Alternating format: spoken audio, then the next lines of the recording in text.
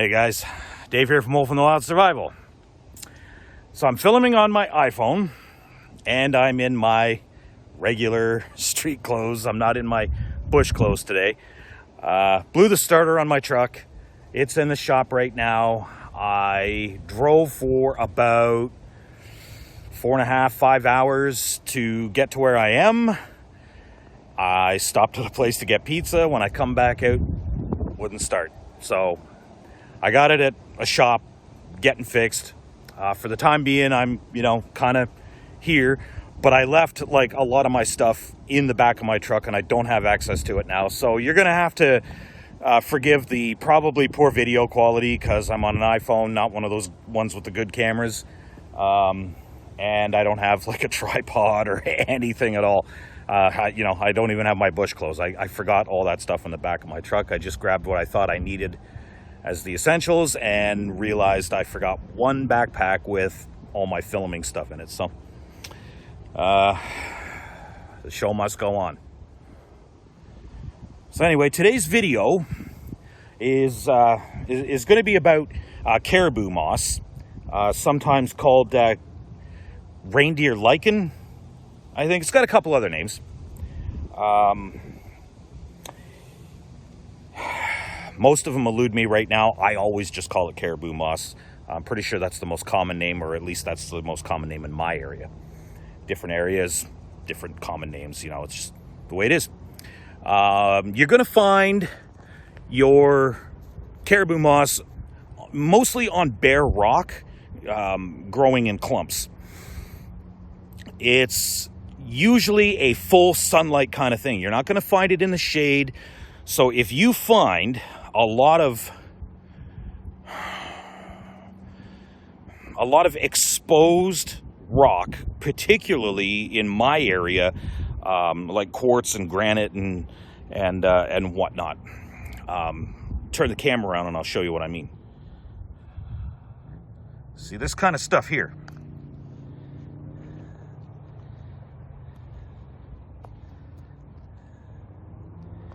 So if you're walking around on something along this lines and you're in an area where reindeer moss or caribou moss grows, you're probably going to find it eventually. Now I do have a patch of it just over here, but before I get to that, just a little bit about it.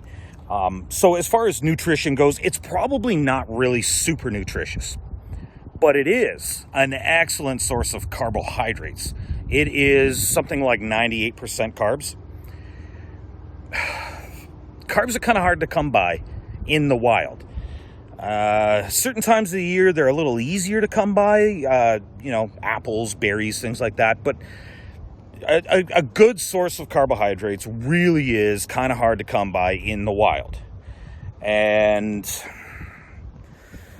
we have, as a species, kind of evolved into carb loading machines, pastas and breads and all that, anything, made with sugars and wheats and whatnot. We eat a lot of carbs.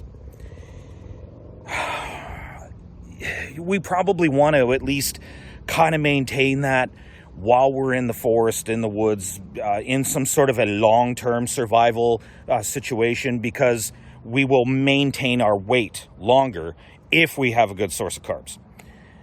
And as far as a good source of carbs that is available from like spring to autumn, I don't know of any other that even compares to caribou moss. So let's go over and have a look, and I'll show you what I mean.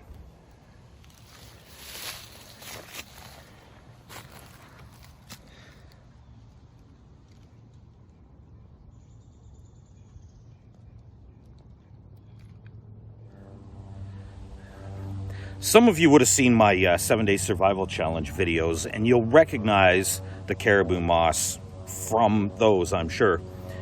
For those of you who didn't see it, you can, I mean, check it out, which is like 7 or 8 parts or whatever. It's hours and hours. Or I'll just tell you basically what you got to do to prepare it. But if you're interested in seeing me prepare and eat it, it's on like day 5, I think, or something like that. It's been a while. It's somewhere around day 5, give or take a day. I don't know. But it usually grows quite abundantly. It's generally pretty easy to spot. And it's really dirty. So you got to really clean it. You got to sort of pick out all the crud, the leaves, pine needles, bugs, you know, all the stuff that you don't want to eat.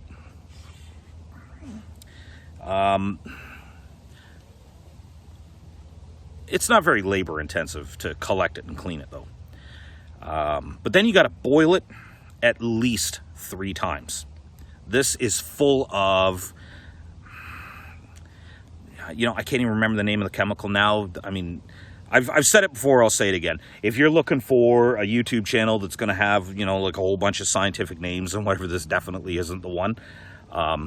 You know, it's just not, you know, me to memorize all that kind of stuff. I just know what's good and what's not, how to use it and how to prepare it. So, you know, take what you will from it.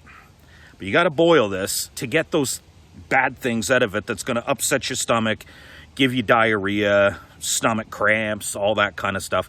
Really, really bad to eat this raw or even partially cooked. You got to boil this for 5 or 6 minutes, at least 3 times each, to leach out all the bad stuff, and it softens it right up, and, you know, cooks it up as well. I put it in, I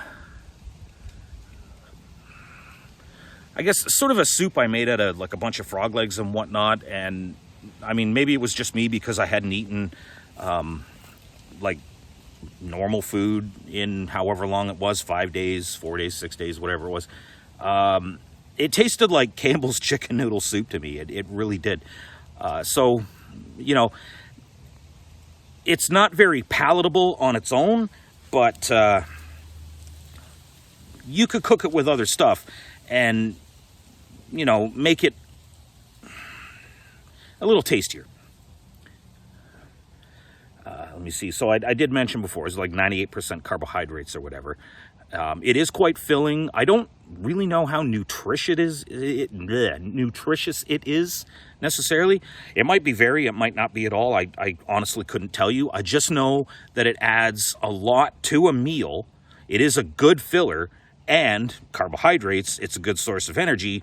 So, you know, I mean, I wouldn't want to eat this stuff all on its own all the time. You know, you're going to want to get other things to eat with it so you get, you know, better nutrition. But it really, really bulks up a meal, and you're not going to bed hungry. So you sleep better. So a little tip,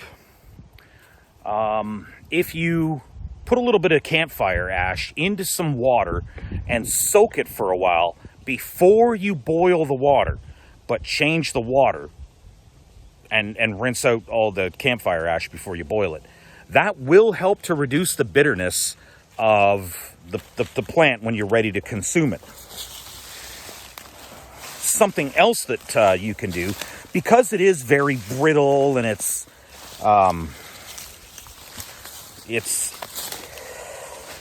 breaks apart very, very easily, you could mix it with berries, animal fat. If you brought butter or margarine into the woods with you, I suppose you could use that too in place of animal fat. And make kind of a paste out of it. And then you can make sort of like a pancake. out of it, and that will taste quite a lot better than just the plant all on its own.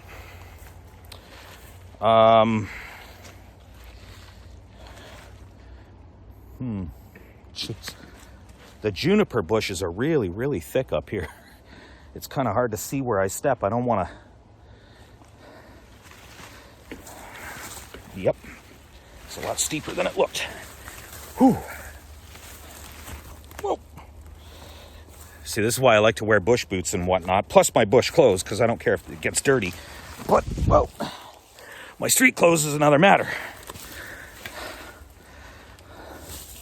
I want to walk into someplace covered in mud if I can help it. Okay. It could be used to bulk up like salads as well. Or, as you know, I mentioned before, to add some substance to a soup like I did with the frog legs. And did I add daisy greens to that? I think maybe I did. Oxeye daisy, which is kind of sweet, which I mean, it doesn't really cut the bitterness really at all, but it kind of masks it a little bit, I guess.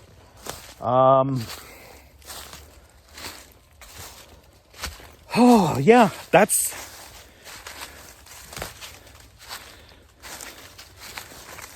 I think that's all I got for now, to be honest. Whew. Okay, so yeah, that's what I got as far as edibility. You know, reindeer moss is inedible. Medicinal qualities. I only actually know of one, and I don't know if it really works or if it's just, you know, sort of a thing that I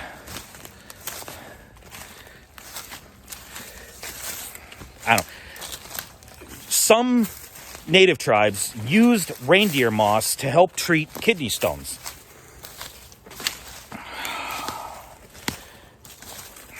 I honestly have no idea what its effectiveness is, if any, but I do know that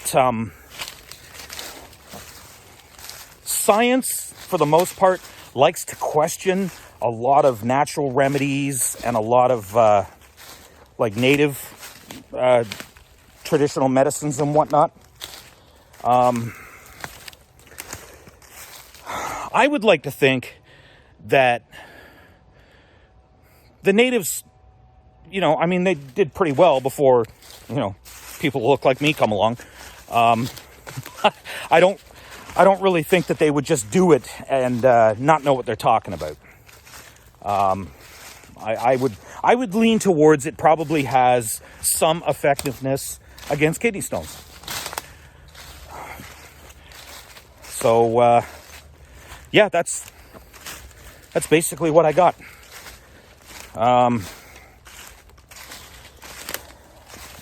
If you try it, just please remember, boil her good, boil it a lot. Because if you don't, you're going to have a bad day. You know, I mean, it won't kill you, but I'd rather have a good day than a bad day. Whew. All right, guys, that's it for now.